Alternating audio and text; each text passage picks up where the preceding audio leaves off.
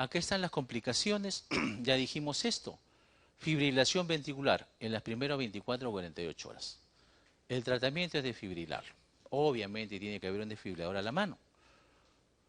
¿Qué más? ¿Cómo se puede prevenir eso?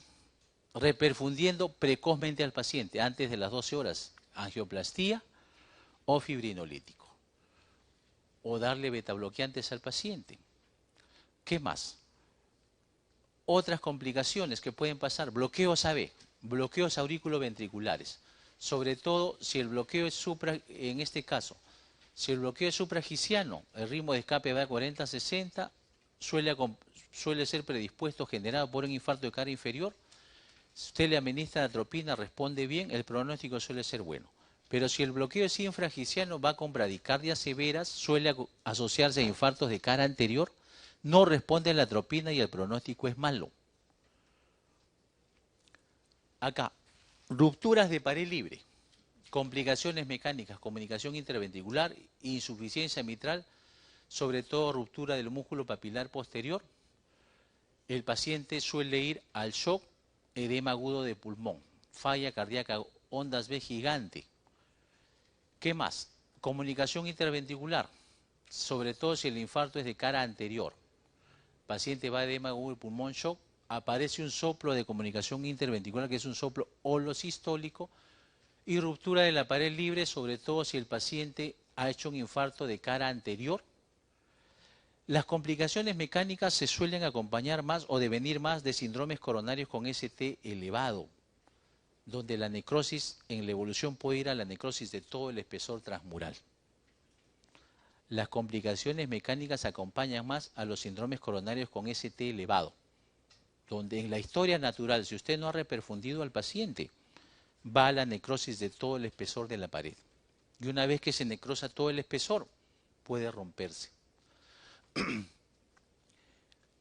Predisponentes para ruptura de la pared: mujeres, hipertensos, primer evento de infarto y si el infarto ha sido de cara anterolateral. ¿Qué más? Infarto de ventrículo derecho, sobre todo si el infarto afectó la cara ínfero-posterior. Suele cursar con esta triada. El paciente se pone hipotenso, gran distensión yugular, pero ausencia de congestión pulmonar. No hay crepitantes. ¿Con qué se maneja un infarto del ventrículo derecho?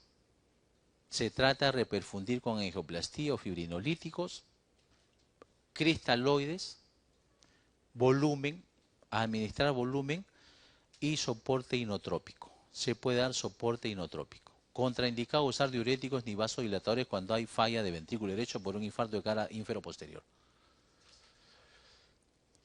De acá, obviamente, en las guías dicen 12 horas, en la angioplastía 90 minutos desde que el paciente pisó el hospital, pero en la vida real las angioplastías en promedio acontecen casi a las 3 horas de que el paciente ingresó al hospital. Solo un 5% se le hace angioplastía en los 90 minutos, como dice la normatividad vigente. Más del 70% con contraindicación para trombolíticos no reciben una terapia alternativa, o sea, angioplastía. ¿Qué más? Antes, en mis tiempos, el tratamiento era conservador. Al paciente lo echaban, las monjas iban, lo rezaban un poco y pues nada más, un poco de lidocaína, en un cloruro, cruzar los dedos. No había fibrinolíticos, menos angioplastía, porque eso viene de la década del 90 para acá. Al menos en el Perú, de los años 90 para acá. 92, 90. Pero en la década de los 80, en ese tiempo en el Hospital 2 de Mayo lo administraban unas monjas, que todavía están por ahí, y el tratamiento era conservador. Bastante fe, bastante rezo, poco de lidocaína y a aguantar. No habían las unidades de cuidados coronarios, o sea que el paciente estaba echado con su monitor, alarmas, un desfibrilador al costado. No había nada de eso. Pero con el devenir de las unidades de cuidados coronarios, la mortalidad se ha reducido. Y cuando ya se ha introducido, pues, los fibrinolíticos, todavía se ha reducido más. Y ahora que ya se ha introducido las angioplastías, obviamente el impacto va a ser mejor. Avancemos esto 10 minutos y levantamos la sesión. ¿ya? Y lo que quede en el tintero lo completamos en la sesión venidera. Y esta es la forma de presentación crónica, que ya les dije, el mecanismo fisiopatológico era una placa estable, cápsula gruesa, núcleo lipídico pequeño, difícil de fracturar porque es una cápsula gruesota que genera isquemia porque obtura mecánicamente el lumen. 60-70% o más del lumen coronario es obturado por la placa, que obviamente ha crecido en el devenir pues de años y décadas. Eso no ha crecido pues en meses, años y décadas. Que ya dijimos esto, que básicamente la ateroesclerosis por lejos es el mecanismo que genera este tipo de entidades, que hay vasoespasmos, cardiomiopatía hipertrófica, cuando les hice el equilibrio entre el consumo, suministro y el aporte. Por lejos el mecanismo para generar isquemia es placas ateromatosas, por lejos.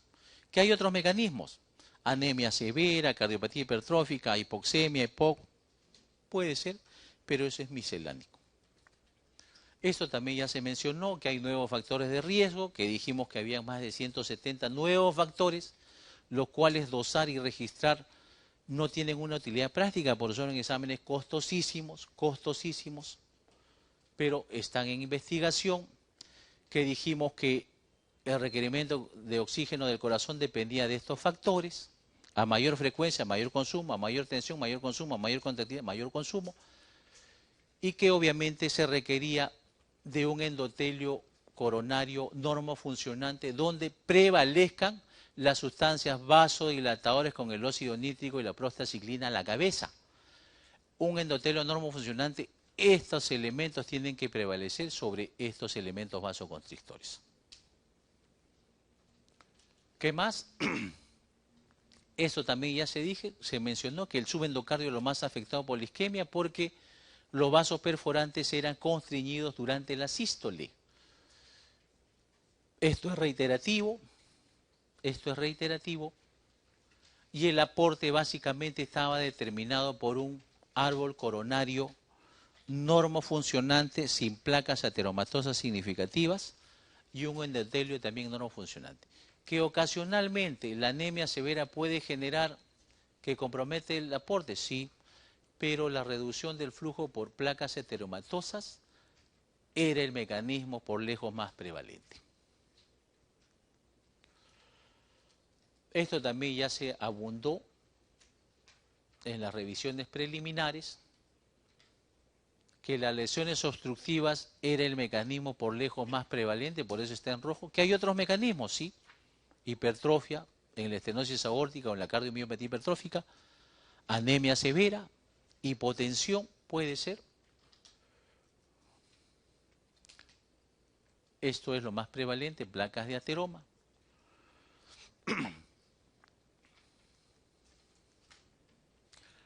Para que aparezca isquemia en el ejercicio, la obstrucción tiene que ser 70% más.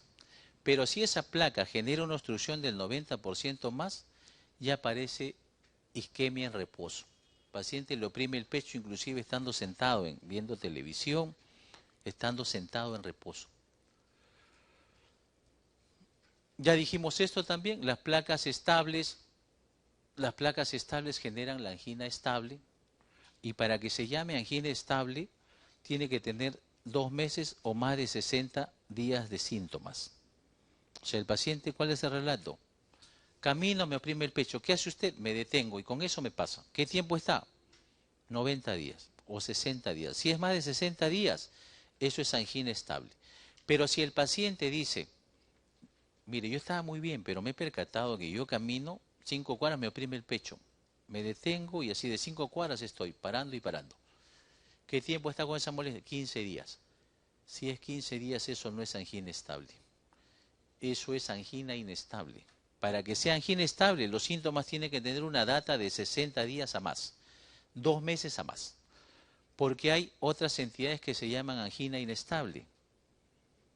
¿Y cuál es angina inestable? Hay varias formas de presentación, las vamos a mencionar a continuación. Esto ya les mencioné, es una transparencia repetida. Básicamente, la angina o la isquemia aparece cuando las demandas superan el aporte. Obviamente aparece acidosis, liberación de lactato y en el electro, sobre todo en el electro de esfuerzo, aparece depresión del ST. Pero a veces estas alteraciones del ST uno las puede documentar sin que vayan acompañadas de dolor. Se altera el ST, pero no hay angina de pecho. Con un Holter, yo hago un registro de Holter, veo depresiones del ST en varias horas y le pregunto, ¿y en esas horas estuvo todo bien? Muy bien. Hay signos de isquemia en el electro, pero no han ido acompañadas de angina, o sea, de síntomas. A eso se llama isquemia silenciosa. Para que una angina sea típica, tiene que tener 3 características. Dolor o disconfort retroesternal, que se irradia al maxilar superior, cara interna del miembro superior izquierdo, que se provoca por el ejercicio o el estrés emocional y cede con el reposo o los nitratos. Las 3 características y están angina típica. Si solo hay 2 características, angina atípica, y si solo hay una, es un dolor torácico no cardíaco. Este es el signo de Levine.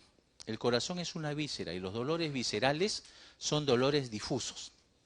O sea, el paciente relata, a mí me duele el pecho al caminar, y se toca el pecho así, a mano abierta, porque el dolor nunca es puntual. Si el paciente va a relatar, a mí me duele por acá, señalando con un dedo, es poco probable que eso sea angina. El dolor anginoso es visceral, difuso. Duele todo el pecho. Y tiene esta irradiación, cara interna del miembro superior izquierdo.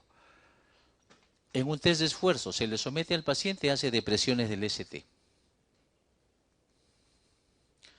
¿Qué es angina de Prinzmetal? Tiene 3 nombres sinónimos. Angina variante, angina vasoespástica, es lo mismo. Suele ser una angina que ocurre en reposo y que se acompaña de supranivel del ST transitorio. El mecanismo fisiopatológico es espasmo coronario y obviamente este espasmo acontece en un endotelio disfuncionante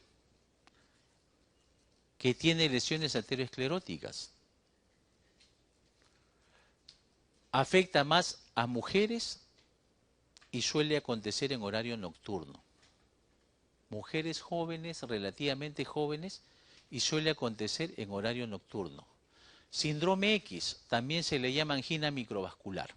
El paciente tiene un relato típico de angina de pecho. Camina, me oprime el pecho. Así, muy bien. Hace un test de esfuerzo, sale positivo. Depresión del ST. Perfecto. Vaya usted a una coronariografía. No hay obstrucciones, solo el flujo es lento. Oye, las obstrucciones, no hay ninguna. Oye, pero el paciente dice que camina, le oprime el pecho. ¿Qué se llama eso? Angina microvascular. Se genera por espasmo de la microvasculatura. Y la microvasculatura no es evaluada en una coronariografía porque ahí no se pueden ver los capilares y los vasos pequeños.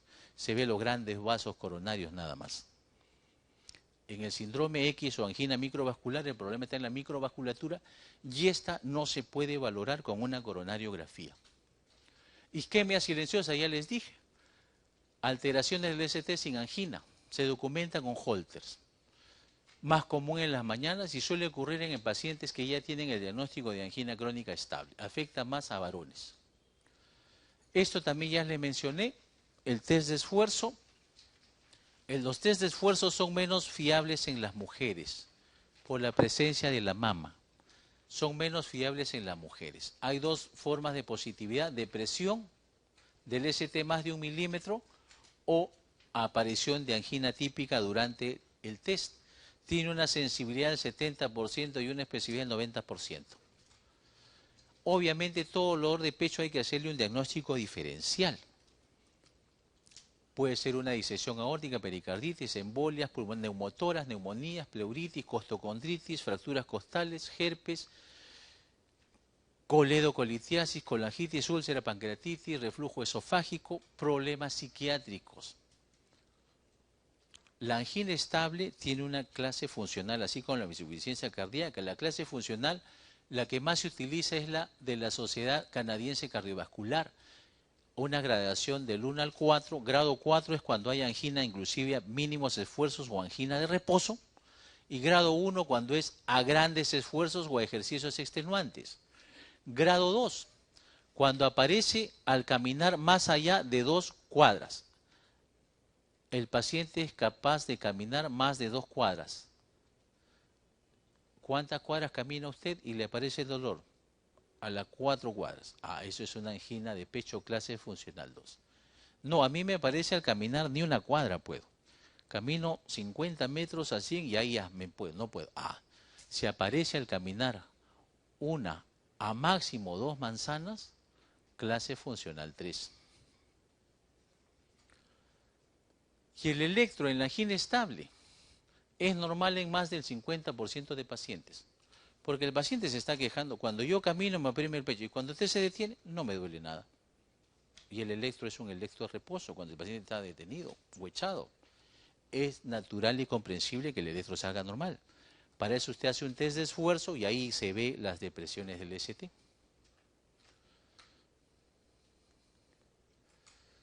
Esto también ya le mencioné, que a veces los test de esfuerzo no se pueden utilizar o hay factores confusores como bloqueo de rama izquierda, marcapaso, Wall-Parkinson-White, uso de dioxina, hipertrofia del ventrículo izquierdo, o el paciente no es capaz de realizar esfuerzo, se utiliza cardiología nuclear con radioisótopos. Cardiología nuclear con radioisótopos. ¿Y el pronóstico de qué va a depender? Del estado general y comorbilidad. Evidencia de una fractura de placo reciente. Extensión y severidad de la afectación del árbol coronario. No es lo mismo que solo tenga una arteria enferma que tenga las 3 arterias enfermas. No es lo mismo que el paciente pues tenga 90 años, sea diabético, hipertenso, a que tenga pues 60 años. Y obviamente de la fracción de eyección. Si tiene una muy baja fracción de eyección, mal pronóstico, porque ya el ventrículo está severamente dañado. El tratamiento obviamente es reducir la morbimortalidad y reducir los síntomas, sobre todo atenuar la angina, mejorar la clase funcional. Y para eso se utiliza ABCDE, aspirina y antianginosos, betabloqueantes y antihipertensivos, abandonar el tabaco, controlar el colesterol, dieta, control de diabetes, ejercicio, educación. El tratamiento médico de la angina estable se sustenta en estos grupos farmacológicos. Son las piedras angulares en el manejo farmacológico de la angina estable. Aspirina, beta bloqueantes, nitratos, estatinas y ECA.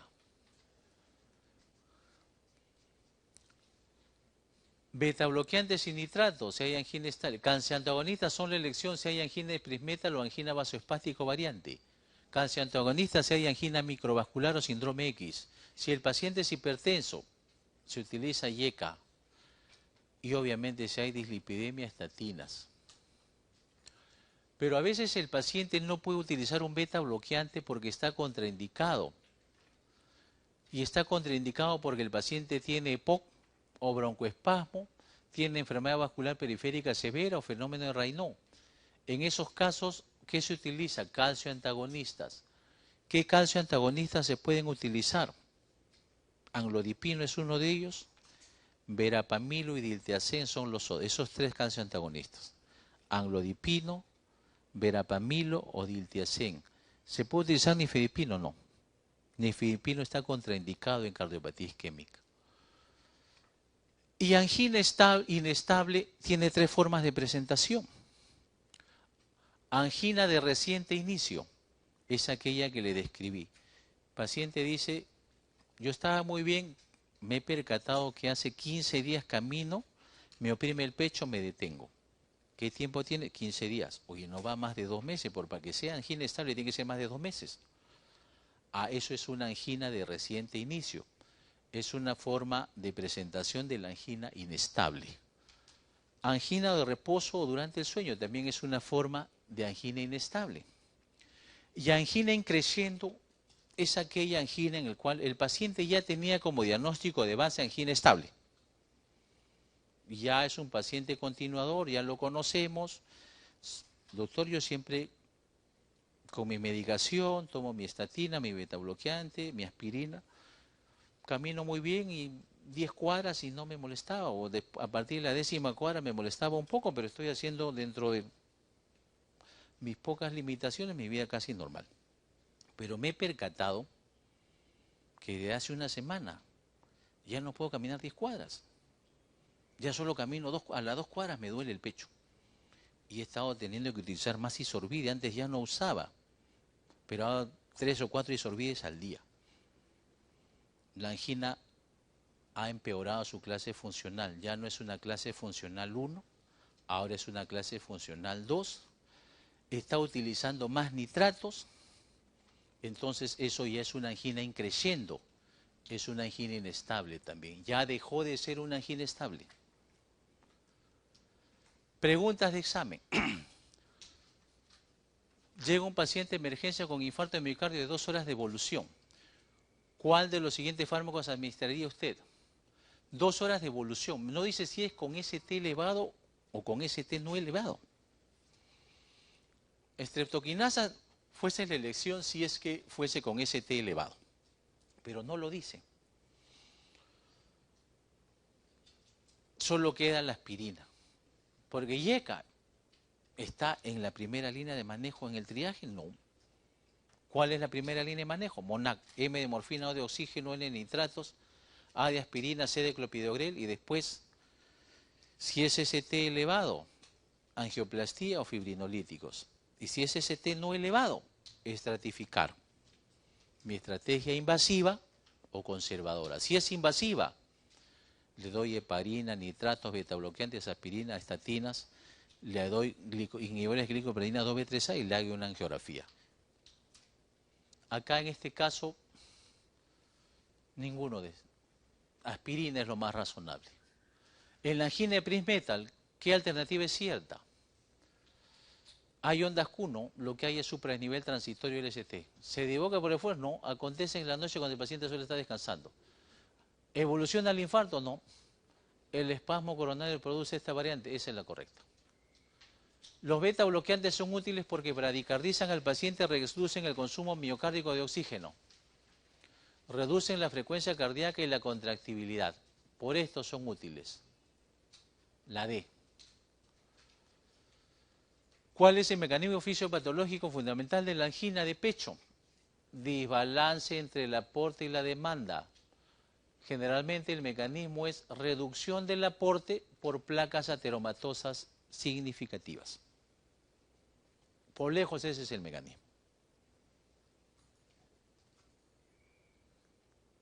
Paciente de 60 años, 30 minutos de dolor torácico, electroelevación del ST en varias derivaciones. ¿Cuál es la combinación indicada? Es un síndrome coronario con ST elevado.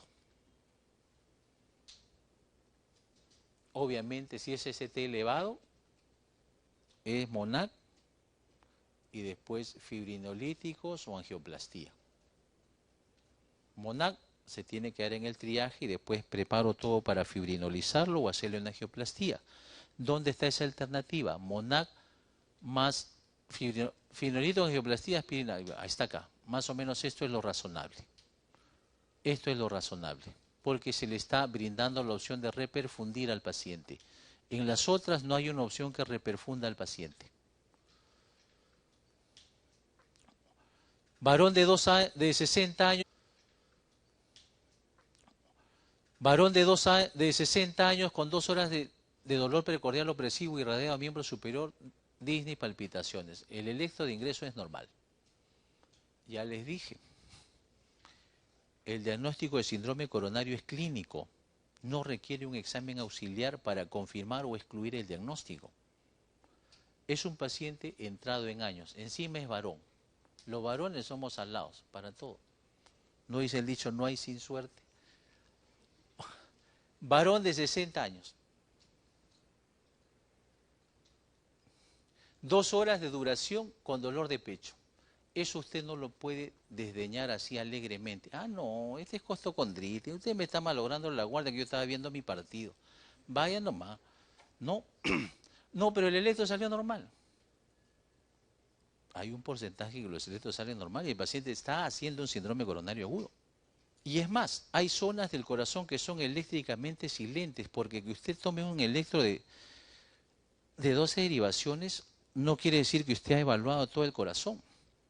Hay porciones del corazón, sobre todo el territorio de la arteria circunfleja, que no es evaluado por un electro convencional. Entonces puede estar aconteciendo un infarto en esa cara y no sale en el electro. Y usted alegremente al paciente lo mandaba a su casa. ¿Qué se hace acá? Al paciente obviamente usted lo hace quedar. No lo manda a su casa porque su diagnóstico va a ser síndrome coronario agudo. En este caso es con ST no elevado porque el electro es normal. Usted le da MONAC. ¿Cuál es, dice, cuál es el paso para el diagnóstico? Bueno, dosaje de troponina y CPK-MB, dosaje CPK de transaminasas. Transaminasas de descarga elástica ya no se utiliza. Tomografía, y esto sí es una pachotada, pues. Esperar 30 minutos y tomar un nuevo EKG. Razonables dosaje de troponinas iniciales es razonable. Y obviamente al paciente se le hace el seguimiento electrocardiográfico, el paciente se tiene que quedar. Y al quedarse usted le hace una bioquímica básica, hemograma, glicemia, creatinina, enzimas cardíacas, placa de tórax. Y obviamente le va a ir tomando electros seriados. Tómese otro más, tómale otro más. Y en los electros de control, puede usted observar variaciones. No es que usted va a esperar y estar tomando EKG cada 30 minutos. ¿Cuál es el mecanismo más específico? Troponina.